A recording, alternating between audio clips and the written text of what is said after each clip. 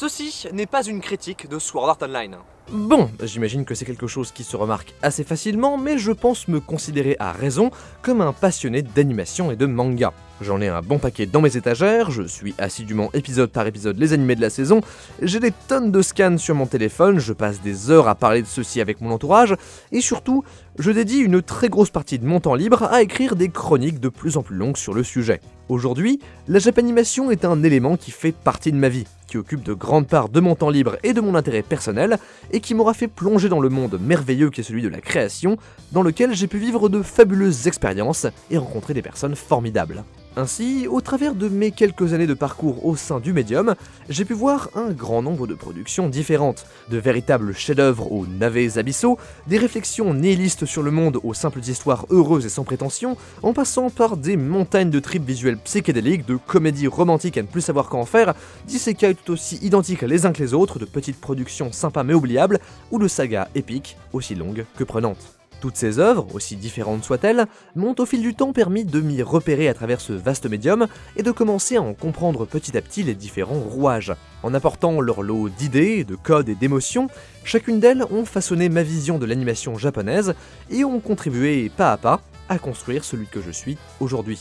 Alors dit comme ça peut sembler totalement perché et sorti de la bouche d'un étudiant en cinéma, mais en vrai, c'est pas si con, ça veut juste dire que ce sont nos expériences de vie qui nous façonnent en tant qu'individus. C'est d'ailleurs cet état de fait qui justifie les différences de point de vue entre telle ou telle personne par rapport à une seule et même production. En effet, bien que lorsque nous regardons une œuvre, nous recevons tous strictement les mêmes informations venant de celle-ci, nous percevons les mêmes sons et les mêmes images, nous analysons cependant ces dernières avec des parcours de vie uniques et y réagissons ainsi de manière différente. Pour recentrer sur le domaine de la Japanimation, un des cas les plus courants est par exemple la différence d'expérience. En effet, on peut voir que, face à un animé reprenant de manière qualitative mais classique les codes de ses prédécesseurs, un néophyte n'étant pas encore familier avec les clichés et les codes du milieu, considérera alors celui-ci comme un véritable chef-d'œuvre absolu et original. Cependant, une personne plus expérimentée dans le domaine, ayant déjà eu affaire à ce genre d'animé auparavant, ne verra ce dernier que comme une production correcte, mais pas exceptionnelle pour autant. Ainsi, malgré le fait que les deux aient vu strictement la même œuvre, leur parcours étant différents, ceux-ci ne vont pas percevoir la même marque de qualité sur cette dernière. Ce que j'essaie de dire avec ce bel enfonçage de porte ouverte, c'est que nos avis ne naissent pas de nulle part, ils ont toujours une origine cohérente et logique. C'est pour cela que je pense que dans l'absolu, tout avis est pertinent. Certes, certains peuvent être plus ou moins bien fournis, organisés, cohérents, ou même des fois erronés pour tout un tas de raisons, mais à la base, tout avis naît d'un ressenti, d'une volonté d'expliquer ces émotions que l'on éprouve quand on voit telle ou telle chose.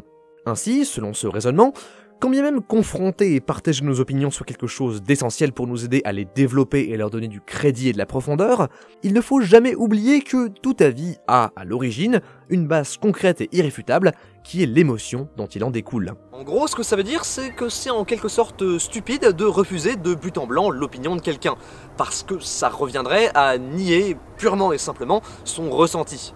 Et c'est un ressenti qui est là, et qui est là pour une raison, et ça qu'on le veuille ou non. Ça serait un peu comme refuser que le ciel soit bleu. Ça peut vous faire chier au plus haut point qu'il soit bleu, mais il est bleu.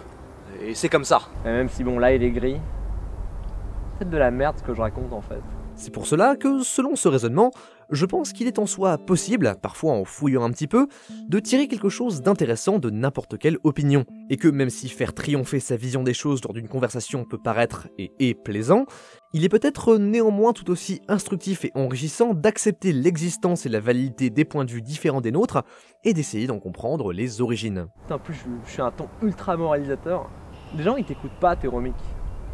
Faut que tu saches ça en fait. C'est quelque chose que j'essaye toujours de garder en tête lorsque je rassemble des avis pour préparer un épisode, et en particulier lorsque je traite des sujets sur lesquels j'ai des avis assez tranchés. Une méthode qui a fonctionné jusqu'à aujourd'hui avec à peu près tous les animés que j'ai croisés.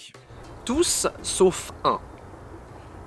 Alors... Sword Art Online est donc un death game / isekai se déroulant à l'intérieur d'un MMORPG en réalité virtuelle, à l'intérieur duquel 10 000 personnes se retrouvent piégées par le concepteur de ce dernier. Celui-ci leur dit alors qu'ils doivent finir le jeu s'ils veulent un jour retourner dans le monde réel, cela avec tout de même l'incontrainte qu'une mort dans le jeu a pour effet de les tuer pour de vrai, Parce qu'après tout, un peu de fun, pourquoi est-ce que ça se refuserait? À la base, un light novel de Reiki Kawahara débuté sur internet en 2002, c'est une dizaine d'années et une publication en 2009 chez MediaWorks plus tard que le studio A1 Pictures, conforté par le petit succès du matériel de base, décide en 2012 de lancer la diffusion d'une adaptation animée qui, en un très court laps de temps, fera un carton phénoménal détruisant le box-office, propulsera A1 Pictures sur le devant de la scène, lancera définitivement la mode de l'isekai et propulsera la licence Sword Art Online comme un élément conséquent du paysage de la Japanimation de ces dernières années, pour le meilleur comme pour le pire.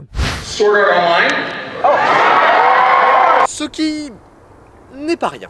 Toutefois, si l'anime rencontra un franc succès commercial, il reçut un accueil assez mitigé auprès de la critique, notamment occidentale.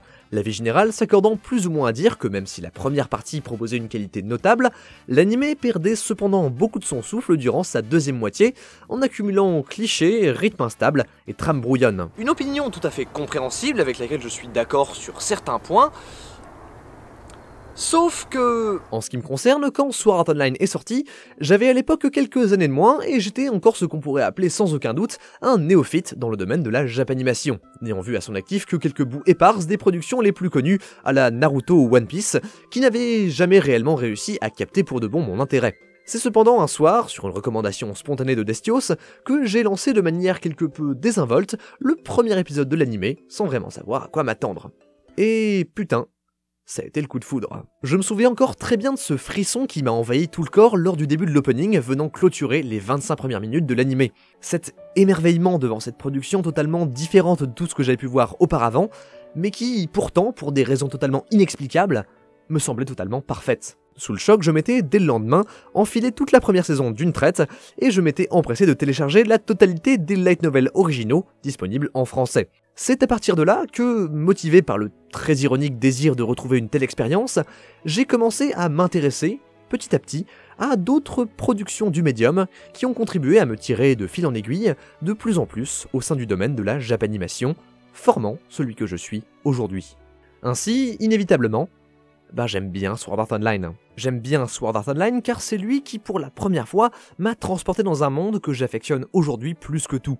C'est devant lui que j'ai découvert une bonne partie de ces émotions si particulières et si propres au médium de l'animation. Et c'est grâce à lui que j'ai trouvé mon chemin à travers un vaste univers rempli de créations aussi diverses que variées. Et c'est pour cela que même encore maintenant, je n'arrive simplement pas à trouver quoi que ce soit à redire sur l'anime. Et si d'un point de vue strictement impersonnel et critique, je suis d'accord avec une bonne partie des reproches qu'on peut lui faire, dans les faits, peu importe le nombre de fois que je le regarde, aucun de ces éléments ne m'apparaissent comme des défauts et contribuent au contraire à mon appréciation du récit. Alors oui, c'est complètement fou, mais je pense que je suis une des seules personnes au monde à considérer que cette scène est à la fois réussite et intéressante.